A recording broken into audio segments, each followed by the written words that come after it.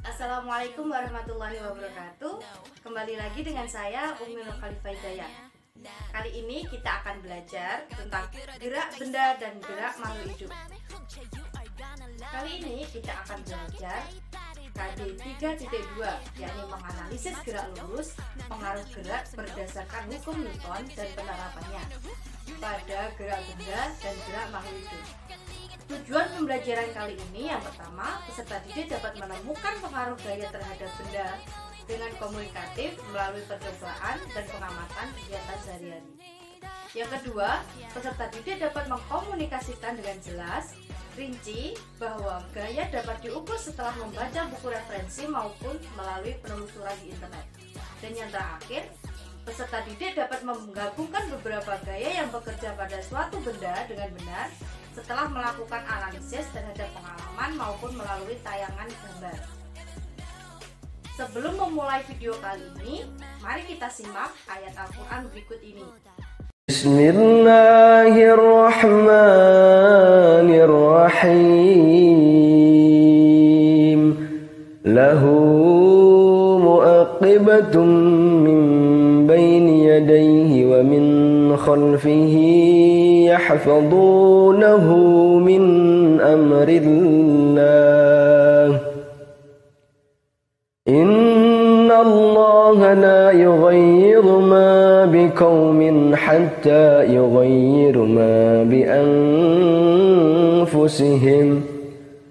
Wa idza arada Allah biqaumin su'an fala marrada lahu wa ma lahum min dunihi min wal. Artinya bagi manusia ada malaikat-malaikat yang selalu mengikutinya bergiliran di muka dan di belakangnya. Mereka menjaganya atas perintah Allah. Sesungguhnya Allah tidak akan merubah keadaan suatu kaum sehingga mereka merubah keadaan yang ada pada diri mereka sendiri. Dan apabila Allah menghendaki keburukan terhadap sesuatu kaum, maka tak ada yang dapat menolaknya. Dan sesekali tak ada pelindung bagi mereka selain Dia. Jadi inti dari surat Al-A'raf ayat 11 ini adalah sesungguhnya Allah tidak akan mengubah keadaan suatu kaum sampai Ia sendirilah yang mengubah keadaan mereka sendiri. Itu saja. Ingat, kita harus selalu kuat, selalu tawakal, berdoa, ikhtiar, dan belajar.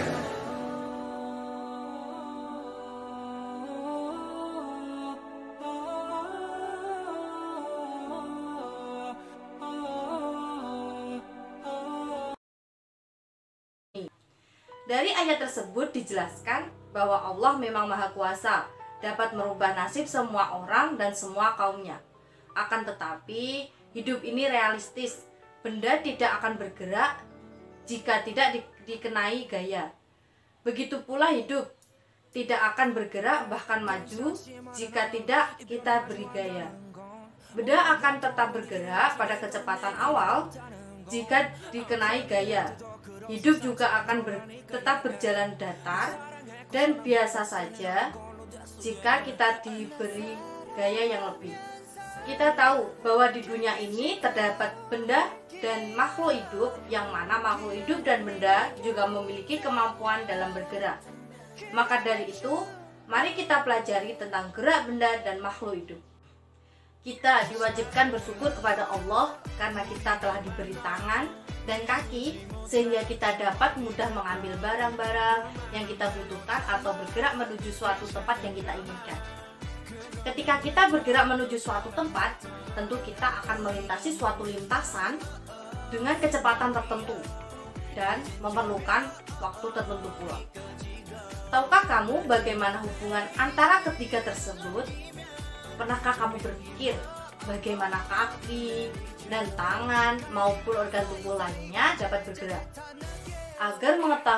Untuk mengetahuinya, ayo pelajari bab ini dengan penuh semangat.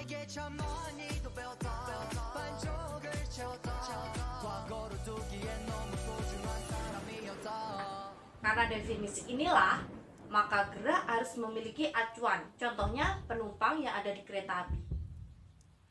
Kalau kita lihat penumpang dalam kereta api tersebut tidak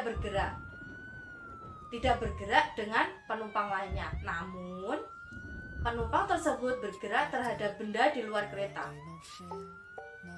Untuk konsep bergerak, benda yang bergerak akan melalui suatu lintasan tertentu dan dapat berupa lintasan lurus, lintasan melingkar, atau lintasan tidak beraturan.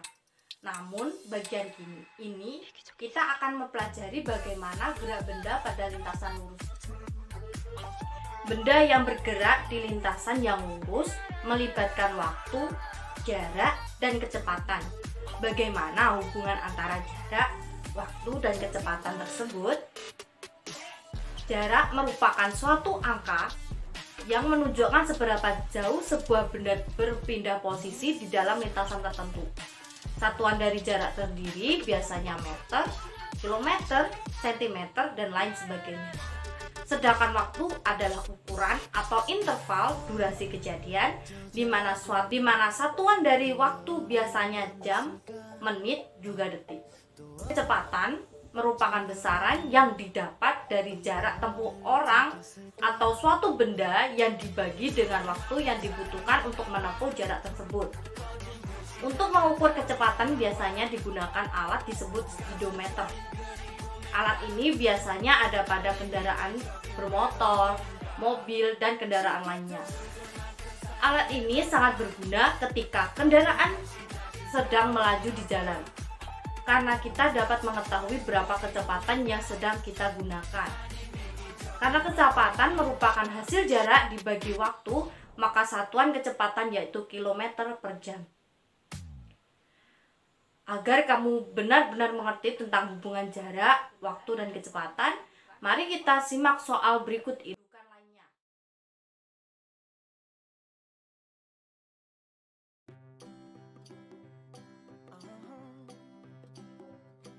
If you ever find yourself stuck in the middle of the sea, I'll sail the world to find you. If you ever find yourself lost in the dark and you can't see, I'll be the light to guide you. Find out what we're made of when we are called to help our friends in need. You can count on me like 1, 2, 3, I'll be there. Ada dua gerak lurus, yakni gerak lurus beraturan dan gerak lurus berubah beraturan. Untuk gerak lurus beraturan atau biasa disingkat dengan GLB adalah gerak suatu benda dengan lintasan lurus yang kecepatannya konstan. Contoh dari GLB adalah mobil yang sedang melaju di jalan tol. Karena di jalan tol, mobil tidak memiliki hambatan.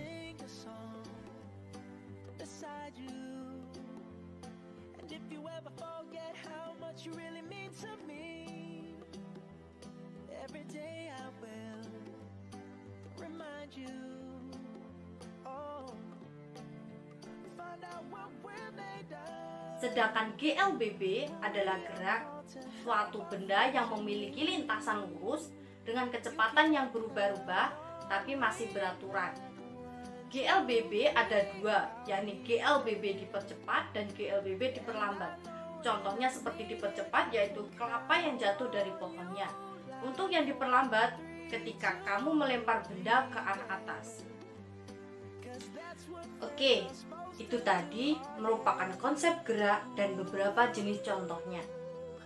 Materi selanjutnya adalah hukum Newton. Pernahkah kalian mendengar nama Newton? Baik dari buku ataupun dari penjelasan guru kan?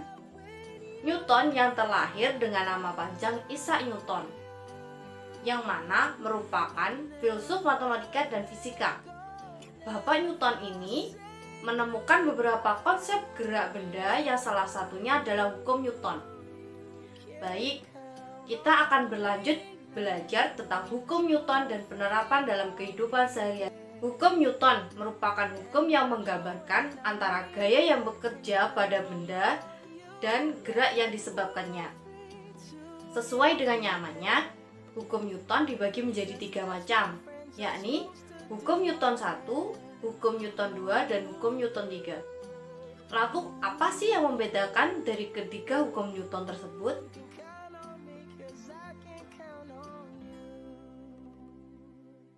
Bunyi hukum Newton 1 yakni jika resultan gaya yang bekerja pada benda sama dengan 0, maka benda yang mula-mula diam akan tetap diam. Benda yang mula-mula bergerak lurus beraturan akan tetap bergerak lurus beraturan dengan kecepatan tetap. Bunyi hukum Newton 2 yakni percepatan dari suatu benda akan sebanding dengan jumlah gaya atau resultan gaya yang bekerja pada benda tersebut dan berbanding terbalik dengan masanya. Dan yang terakhir adalah bunyi hukum Newton 3, yakni setiap aksi akan selalu menimbulkan yang namanya reaksi. Ketika sebuah benda mengerjakan gaya terhadap benda kedua, dengan sebaliknya, benda kedua akan membalas gaya dari benda pertama secara berlawanan. Contoh soal penerapan hukum Newton.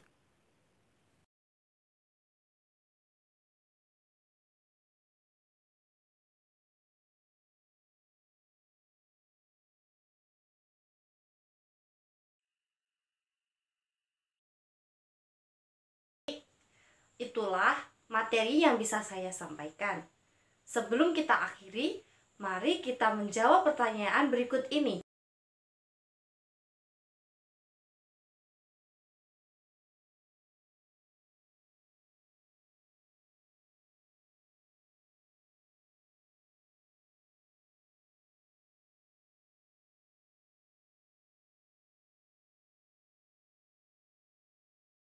Nah, sudah bisa kan? Untuk terakhir kali, saya ucapkan terima kasih. Wassalamualaikum warahmatullahi wabarakatuh. See you. Eits, ini belum selesai loh. Masih ada video tentang Bapak Newton. Mari kita simak. Gue yakin teman-teman pasti pernah mendengar nama Isaac Newton di sekolah. Ia merupakan salah satu ilmuwan yang paling terkenal hingga saat ini. Tidak hanya itu, ia juga dikenal sebagai seorang filosofer, ahli matematika, fisikawan, astronomer, dan juga penemu. Namun ternyata ia juga pernah merasakan apa yang kita rasakan saat ini, yaitu bencana wabah penyakit yang mengharuskannya untuk melakukan karantina dan stay at home. Pada masa itu, karantina tentu terasa lebih berat karena tidak ada hiburan seperti YouTube, Facebook, Instagram, dan TikTok. Namun Newton malah berkembang pesat. Selama social distancing tersebut, ia menemukan sesuatu yang sangat penting bagi ilmu pengetahuan. Karena mengalami kondisi yang serupa namun tak sama, tidak ada salahnya kita belajar dari Newton dalam menghadapi tantangan ini. Jadi, simak sampai habis ya. Isaac Newton lahir di Woolsthorpe Manor, sebuah desa di Lincolnshire, Inggris. Pada masa itu, Inggris masih menggunakan kalender Julian, maka tanggal kelahirannya tercatat 25 Desember 1642. Dalam kalender Masehi jatuh pada tanggal 4 Januari 1943. Ia lahir di tahun yang sama dengan kematian Galileo Galilei.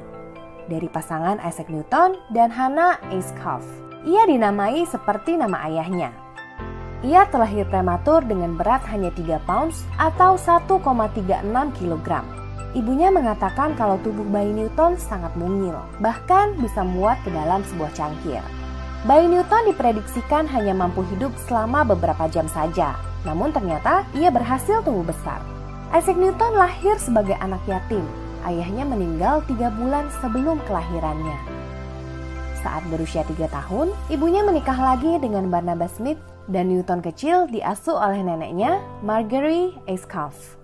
Pada usia 12 tahun, ia dikirim ke sekolah The King's School di daerah Grantham oleh neneknya, di mana ia menjadi murid terpandai di sekolah itu.